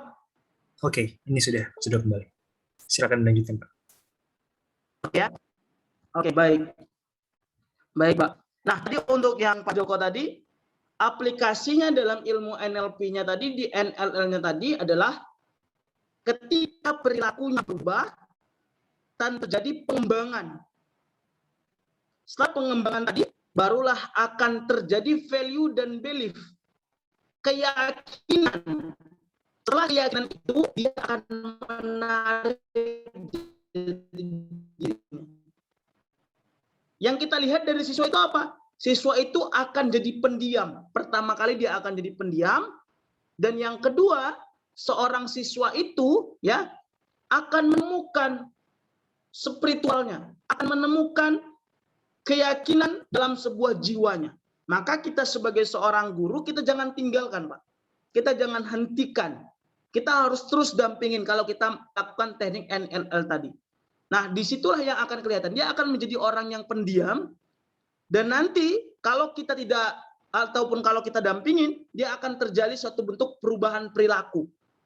Tapi kalau tidak kita dampingin, seorang siswa tadi itu, ya, akan terjadi permasalahan, dianya akan terus pendiam, Seperti itu, Pak, kira-kira. Kedengaran ya, Pak Okta? Ya, sudah terdengar, Pak. Terima kasih, Pak. Baik. Ya, terima kasih Pak Joko. Ya, terima kasih, Coach. Siap, Pak. Maaf ya, Pak, jaringannya terputus. Ya, siap. Terima kasih, Coach.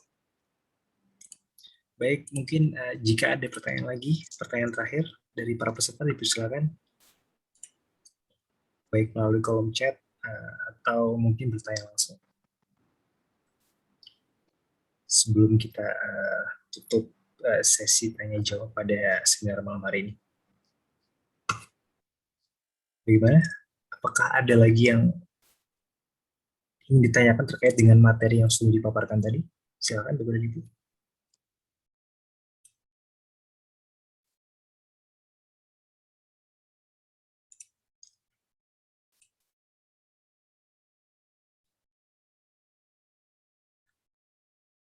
Oke, atau mungkin sudah. Tidak ada, Pak. Oh, sudah ada. Oke, kalau begitu Pak Farudin, kita akan tutup sesi tanya jawabnya pada malam hari, dan saya boleh meminta closing statement dari Bapak terkait dengan seminar pada malam hari ini, Pak. Oke, baik Pak Okta ya. Sebelumnya saya mohon maaf di akhir-akhir sedikit ada terputus karena jaringan kurang stabil. Yang pertama kali, yang kedua, yang ingin saya sampaikan kepada Bapak dan Ibu sekalian, mari kita sebagai seorang guru, mari kita sebagai seorang teachers gitu ya, pendidik gitu. Mari kita terutama ketika kita mau mendapatkan yang terbaik dari seorang siswa, kita terlebih-lebih dulu harus mengubah diri kita. Baik kita mengubah cara berpikir kita, baik kita mengubah cara perilaku kita, dan baik kita bisa merubah ya cara kita membangun pendekatan kepada siswa. Jadi siswa itu tidak akan berkembang kalau diri kita tidak berkembang. Jadi berkembanglah dulu diri kita, baru kita mendapatkan yang terbaik. Ingat, apa yang kita tanam itu yang akan menemukan hasil. Jadi berusaha terus menjadi seorang guru yang hebat, berusaha terus menjadi kebenaran datang dari Allah, kesalahan datang dari diri saya sendiri. Assalamualaikum warahmatullahi wabarakatuh. Selamat malam, salam sehat, salam sejahtera untuk kita semua. Waalaikumsalam warahmatullahi wabarakatuh. Baik, terima kasih Pak Farudin atas pemaparan materinya untuk seminar pada malam hari ini. Sebelum saya akhiri seminar pada malam hari ini, saya izin untuk share screen. Ibu sebentar. Oke, sudah terlihat. Jadi kedepannya nanti akan ada lagi event-event yang akan diselenggarakan oleh SEISO, di mana di akhir Agustus atau di tanggal 30 Agustus akan rencananya akan terselenggara seminar CNPSP, lalu nanti di bulan September juga ada sekitar 2-3 seminar. Mungkin Bapak dan Ibu yang ingin mengikuti seminar dari SEISO tersebut bisa mengecek di website SEISO di www.trainingnlp.co.id atau bisa melalui Instagram, bisa melihat event-event selanjutnya melalui Instagram di @seiso_nlp_international, atau mungkin bisa langsung menghubungi nomor kontak di 0877 7797 9258. Sekali lagi, sebelum saya akhiri, saya ingin mengingatkan bahwa nantinya akan ada tugas yang harus dikerjakan oleh Bapak dan Ibu, di mana tugas tersebut akan di-share oleh admin SEISO melalui WhatsApp group. Oke, sebelum saya akhiri, saya boleh minta untuk Bapak dan Ibu meng-on-kan kameranya karena kita akan melakukan sesi dokumentasi.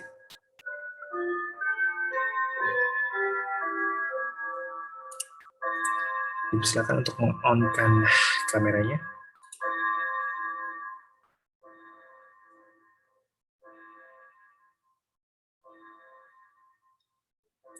Baik, saya tunggu kembali.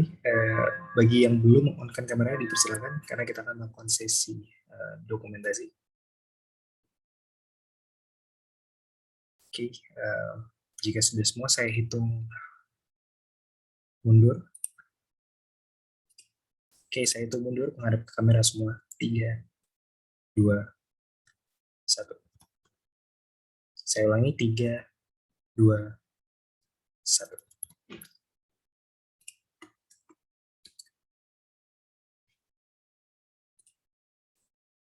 Ya, terima kasih Bapak dan Ibu atas partisipasinya di seminar CNET pada malam hari ini.